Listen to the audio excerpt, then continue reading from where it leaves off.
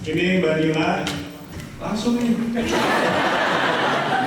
Kira dikasih kopi dulu. Ini Pak Anies ada kopi. Mau duduk dulu mau apa? Atau mau berdiri Pak? Kalau boleh jelasin dulu, siapa yang saya hadapi? Ya, ini Pak Anies, selamat datang. Pertama Pak, kita sebutnya desa Pak, karena kecil. Jadi kita biasanya selamat datang di desa Wageningen Pak Anies. Pronunciation-nya gimana? Ada kolom-kolomnya Pak. Wageningen. Wageningen. Jadi yang kalian lihat sebelumnya itu memang sangat mengejutkan. Gue juga terkejut gitu. Tiba-tiba di musim gugur ini, di mana angin berhembus kencang hingga membuat sepedaku sering jatuh karena anginnya kencang banget, tiba-tiba membawakan Pak Anies ke kampus gua, Wageningen University. Sebenarnya dari minggu kemarin itu Pak Anies udah ke Jerman, jadi beliau memberikan lecture, memberikan ceramah kepada mahasiswa di sana dan juga bertemu dengan pejabat Jerman gitu. Ya intinya gitu, cuma gue kurang paham apa yang terjadi di Jerman. Pokoknya beliau datang ke kampus gue dan gue wow banget itu. Beliau mau ya datang ke kampus gue, cuma ya itu luar biasa sih. Nah, jadi kronologinya tuh kayak gimana? Well, jadi beliau di kampus gua itu 2 hari. Yang pertama itu memberikan ceramah kepada mahasiswa Indonesia. Ya, yang datang bukan cuma mahasiswa sih, cuma ada juga orang Indonesia yang tinggal di Belanda dan mereka mau melihat Pak Anies, mendengarkan ceramahnya Pak Anies tuh mereka juga boleh datang. Dan di hari kedua Pak Anies akan memberikan kuliah umum ke mahasiswa internasional. Jadi siapapun bisa join karena itu juga dalam bahasa Inggris ya. Cuma yang gua hadiri itu adalah yang hari pertama yang mana Pak Anies memberikan lecture kepada kami mahasiswa Indonesia. Ya nggak sih, bukan mahasiswa, kepada warga Indonesia yang tinggal di Belanda. Dah itulah intinya. Ya ini alhamdulillah kita ada sekitar 250 orang Pak Anies. Hari ini tidak hanya teman-teman dari Wageningen, baik itu pelajar ataupun mukimin, tapi juga ada beberapa teman-teman dari luar kota. Ada tadi yang jauh-jauh dari Groningen Pak, jauh-jauh ke sini. Ada teman-teman dari SDM juga. Berapa jam perlu training? Jauh dingin Pak. Kalau katakan anak-anak Genset jauh dingin. Dan gue mendapatkan kesempatan emas karena gue menjadi fotografer di sana. Itu itu cukup mengejutkan bagi gue sih. Karena gue awalnya enggak mendaftarkan diri sebagai panitia. Tiba-tiba 4 hari sebelum acara dimulai, gue ditarik jadi fotografer.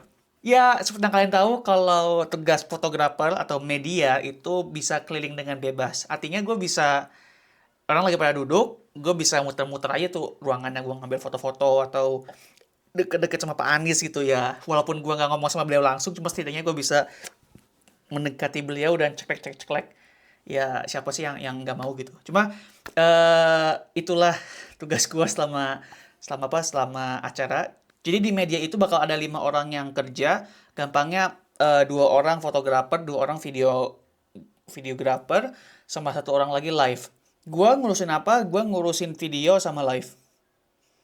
Ya sebenarnya karena gua yang paham cara nyambungin dari kamera ruangannya ke YouTube, jadi gua eh, juga ngurusin live. Cuma oke lah. Sebenarnya tugas gua sebagai ngurusin live gampang aja sih. Gue tinggal nyambungin video dari ruangannya dan disambungkan ke YouTube dan tugas gue selesai. Laptop tinggal gue tinggalin aja dan gue bisa langsung ke ruangan untuk mulai tugas gue sebagai videographer. Karena gue berasal dari divisi media PPIW, gue tahu seberapa banyak orang yang ngedaftar. Banyak sih, ya maksudnya siapa sih yang gak mau datang ke melihat salah satu pejabat Indonesia, mantan pejabat Indonesia, datang ke Belanda untuk memberikan ceramah gitu. Gue awalnya juga ikut pendaftaran karena gue pas itu belum jadi panitia. Gue cuma, wah ada Pak Anies nih, daftar gitu. Jadi sistem itu kami bakal dikasih G-form dan kami akan dikasih email konfirmasi kalau kami dapat menghadiri acara itu. Karena ruangannya terbatas, jadi enggak semua orang yang join bisa mengikuti acaranya. Singkat cerita, tibalah di hari H. Orang yang datang pada registrasi dulu ya, itu acara mulai jam 2. Jadi sebelum acara dimulai itu ada band. Ada band dari kampus gua namanya Seriwang. Mereka membawakan lagu populer Indonesia. Ya intinya sih untuk menunggu Pak Anies datang ya. Karena pada kenyataannya Pak Anies terlambat karena dalam tanda kutip ditahan kedutaan. Ditahan maksudnya, wah ada Pak Anies nih, kita ajak ngobrol dulu yuk gitu. Ya jadi Pak Anies agak telat dan penonton juga agak bingung, lah kok Pak Anies belum datang nih. Akhirnya pada curiga juga kan, wah emang Pak Anies bakal datang. Akhirnya panitia memberikan apa ya, video call live. Pak Anies masih di mobil dan dia nge-video call kami untuk memberitahu kalau dia sedang dalam perjalanan itu. Assalamualaikum Pak Anies.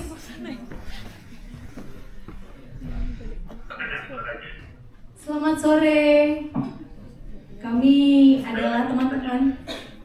Baik, kami adalah teman-teman para hadirin yang sudah menunggu dari jam 2 siang nih Pak. Supaya bisa berbicara langsung, bisa berinteraksi langsung dengan Pak Anies hari ini. Ditunggu Pak. Semoga kita bisa bertemu secara langsung. Baik. Terima kasih. Assalamualaikum Pak. Baik. Gimana teman-teman semua? Sudah tenang?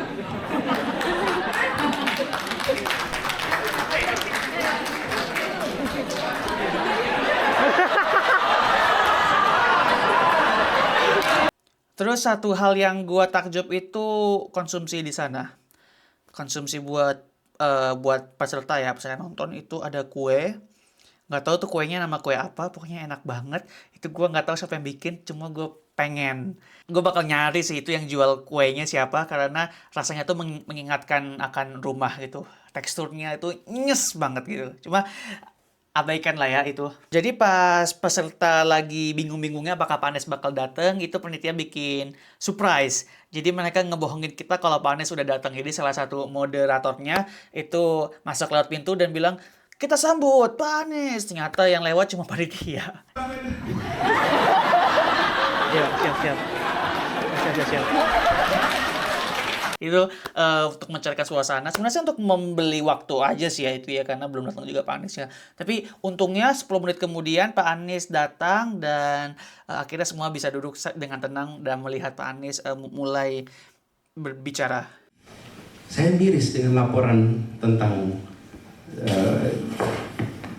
GDP regional yang hanya mengandalkan pada angka pertumbuhan ekonomi, karena itu tidak menjelaskan tentang kualitas hidup rakyat yang ada di wilayah tersebut.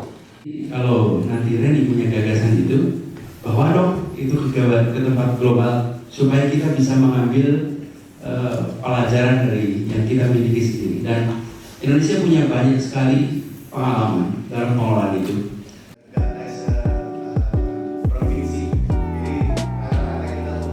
Salah satu hal yang unik lagi adalah ketika acara sudah selesai. Gue sebagai panitia, karena gue bisa keluar kapan aja. Pas Pak Anies selesai, gue langsung ambil tas gue dan langsung beres-beres. Untuk apa? Untuk deketin Pak Anies. Untuk apa? Ya, gue mau dapetin foto berdua sama beliau lah. Sekali siapa yang nggak mau? Pokoknya abis sesi beliau selesai, habis sesi ceramahnya selesai, beliau dikerubuni oleh orang-orang yang minta foto maupun tanda tangan.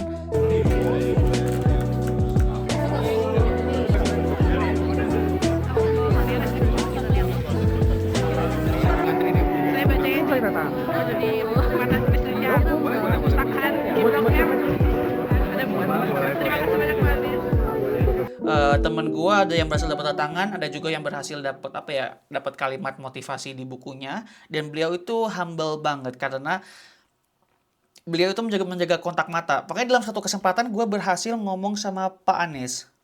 Ya, jadi gue ngomong aja, gue pas sama teman gue, ada bertiga, gue sama 2 teman gue itu mempromosikan diri sebagai, oh kami masih bachelor di sini, bachelor jumlahnya sedikit, nggak sebanyak S2 atau PhD gitu. Habis itu gue juga cerita dong ke Pak Anies, oh kalau kami dari jurusan Environmental Science, tujuan kami adalah untuk menghijaukan Indonesia atau apalah ya. Nah itu yang gue suka tuh Pak Anies tuh menjaga kontak mata dan beliau tuh kayak mendengarkan gitu. Dan ujung-ujungnya kami berhasil mendapatkan foto bareng Pak Anies dan itu menjadi picture of the year bagi gue ya. Dan yang lucu Pak Anies dikejar-kejar sampai lampu dimatiin. Maksudnya kan gedung kampus gua tuh ditutup pada jam 6 sore. Sedangkan acaranya itu selesai tuh jam 6.10-an gitu. Jadi lampu udah dimatiin, Beneran gelap karena di Belanda ini sekarang ya, itu jam 5 sore aja itu udah gelap musim gugur ini. Apalagi jam 6 sore itu udah kayak maghrib ke Isya gitu lah, udah gelap gulita gitu. Tiba-tiba lampu dimatiin, break gitu. Terus itu pada kabur semua. Lampu mati. Akhirnya kami semua pada foto bareng di depan kampus. Ya minimal masih ada cahaya rembulan lah. Well, jadi pada ujungnya, pada akhirnya itu adalah experience yang menakjubkan bagi gue. Karena gue yang gak expect bakal ada Pak Anies datang ke sini. Dan gue bisa dapat foto bareng beliau.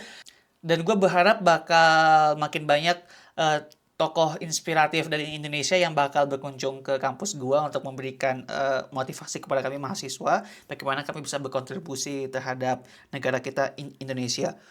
Pokoknya ya begitulah. Oke ya semuanya, bye-bye.